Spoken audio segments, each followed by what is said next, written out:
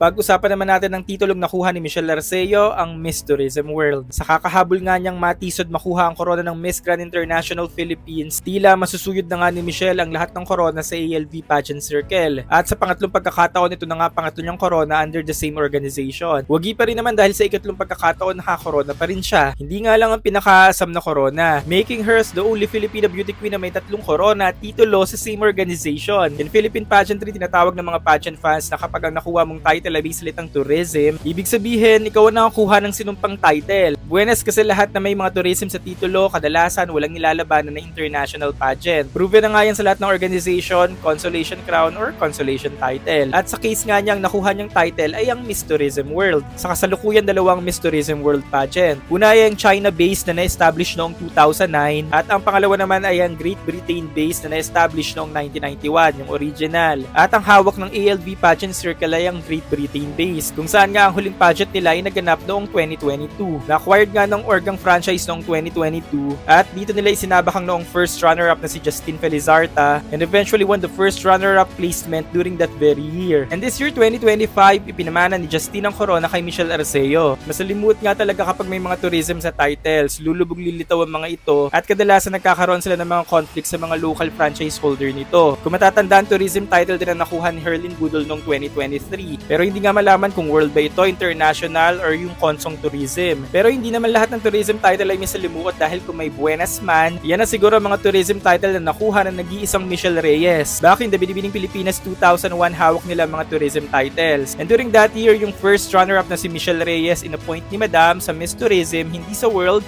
kundi sa Miss Tourism International. Siya nga ang isinabak dito and eventually she won the Miss Tourism International crown in 2001. Pero hindi pa nga doon nakontento si Madam dahil the following year 2002 sinabak naman siya sa Miss Tourism World. And sino nga mag-aakala na siya pa rin ang makakakuha ng korona ng Miss Tourism World noong 2002. At sa kasalukuyan si Michelle Reyes pa nga lang kaisa-isang beauty queen na nanalo ng dalawang international tourism titles sa dalawang magkasunod na taon, 2001 and 2002. At si Michelle Reyes na ang kaisa-isang Filipina who won the Miss Tourism World title. At kung sakasakali nga matutuloy ang pageant this year or next year ni Michelle Arceo, inaasahan naman na sa wakas baka siya na ang makakuha ng corona after 2002 at ikalawang Pinay na maging Miss Tourism World.